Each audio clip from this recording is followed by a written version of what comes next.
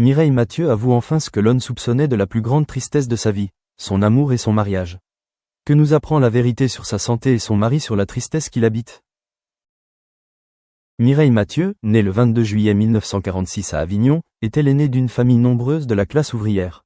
Elle dut quitter l'école très jeune en raison de sa situation financière difficile et de sa dyslexie, qui la rendait réservée et peu à l'aise dans la communication. Mais c'est dans cette période difficile que la musique devint son refuge, son seul moyen d'exprimer sa personnalité profonde.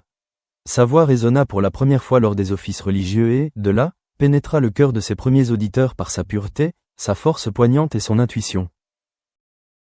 Dès son entrée dans la carrière artistique, Mireille devint rapidement une icône musicale, non seulement en France, mais aussi dans le monde entier. Elle chanta dans de nombreuses langues, du français, à l'allemand, à l'anglais, à l'italien, en passant par le russe et l'espagnol. Elle s'est produite sur des centaines de scènes, grandes et petites, a collaboré avec de nombreux orchestres célèbres et a vendu des dizaines de millions de disques dans le monde entier. Mais derrière les projecteurs, derrière l'image d'une femme toujours souriante et douce, se cachait une Mireille Mathieu aux prises avec de nombreux chagrins profonds, notamment amoureux et conjugaux. De toute sa vie, le public n'avait jamais vu de mari officiel, jamais assisté à un mariage, ni l'ombre d'un homme présenté comme son partenaire. Pendant des années, la presse et le public se sont demandé pourquoi une femme célèbre, talentueuse et belle comme Mireille vivait-elle seule? Elle a rétorqué à maintes reprises que sa vie était consacrée à la musique et que sa passion pour la scène avait pris le dessus sur son âme.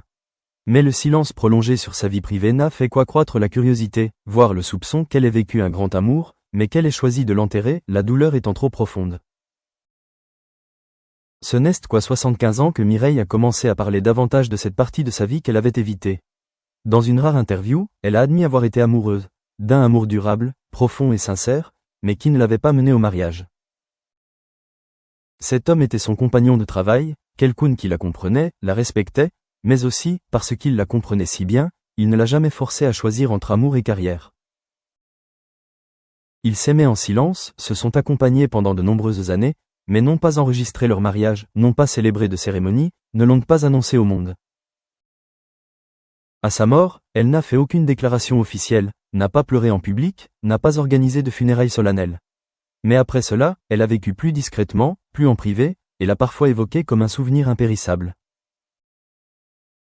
Elle l'appelait « le grand amour de ma vie », ni plus ni moins. Elle disait n'avoir épousé personne d'autre, n'avoir trouvé personne d'autre, car son cœur était entièrement dévoué à une seule personne et qu'il n'y avait plus de place pour personne d'autre après son départ. Son choix de ne pas se marier ne venait pas d'un manque de désir d'amour, mais du fait qu'elle avait aimé de tout son cœur et l'avait perdu. Dès lors, elle a choisi de vivre seule, entourée de musique, de sa famille biologique et de ses souvenirs. Ce fut la plus grande tristesse de sa vie. Non pas parce qu'elle n'était pas mariée, mais parce que son véritable amour ne pouvait être comblé. La famille de Mireille, et en particulier ses sœurs cadettes Christiane et Monique, le savent mieux que quiconque. Dans les rares moments où l'on parle d'elle, on dit que Mireille ne se sent pas seule, même si elle vit seule. Elle est entourée de proches et de l'admiration de millions de téléspectateurs. Mais cela ne suffit pas à combler le vide laissé par une personne disparue, celle qui était autrefois la partie la plus importante de son univers intérieur. Concernant sa santé, la vieillesse lui apporte de nombreux défis. Les tournées intenses du passé la fatiguent parfois, et il lui est arrivé de devoir interrompre temporairement ses concerts pour se reposer. Cependant, la bonne nouvelle est qu'elle conserve une voix forte et souple grâce à la pratique et à un mode de vie discipliné.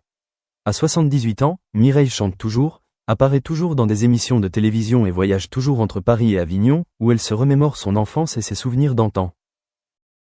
Elle mange modérément, se couche tôt, évite l'alcool et les mauvaises habitudes, et mène une vie ordonnée à l'image de la façon dont elle a soigné son image au fil des ans.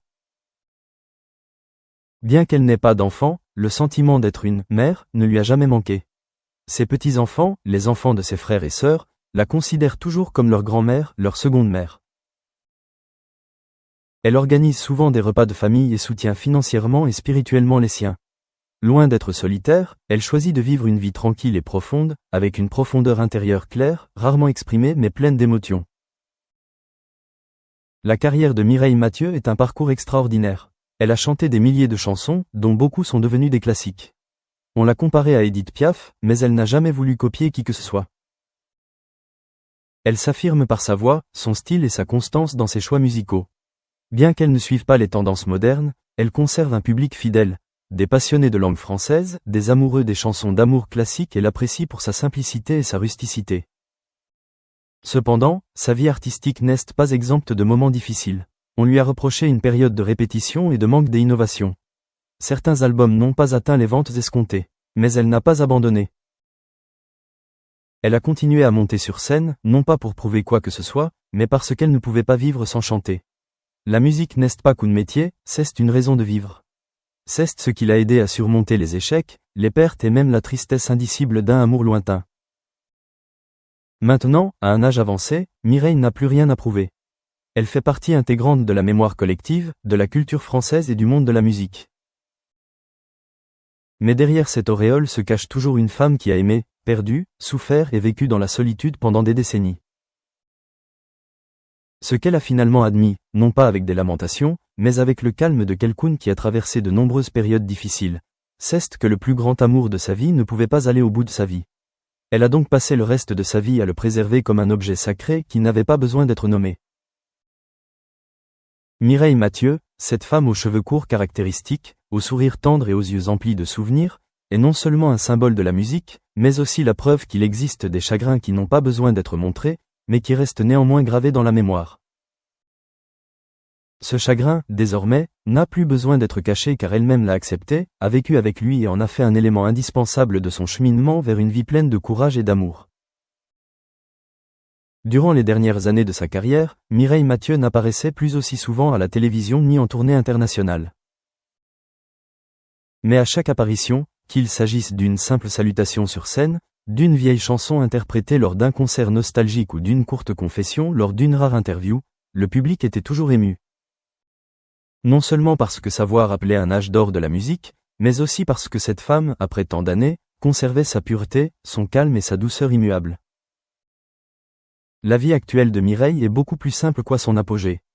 Elle ne vit pas dans le centre animé de Paris, mais choisit de vivre près d'endroits calmes, proches de la nature et de ses souvenirs d'enfance. Avignon, sa ville natale, occupe toujours une place particulière dans son cœur. Ce n'était pas seulement sa ville natale, mais aussi un endroit où elle était attachée à ses proches, où elle pouvait être une Mireille qui n'était pas célèbre, pas tape à l'œil, simplement la fille aînée d'une famille nombreuse, la sœur aînée qui avait assumé les responsabilités de la famille depuis l'enfance. Parfois, elle se retire dans l'église où elle chantait enfant. Dans cet espace sacré, les échos de vieux souvenirs semblent ressurgir dans chaque vieux mur de pierre, chaque vitrail qui s'illumine doucement. Là-bas, nul besoin d'être une chanteuse internationale. Là-bas, elle est la pauvre fille du passé, chantant de tout son cœur, et c'est peut-être aussi le seul endroit où elle se sent vraiment complète.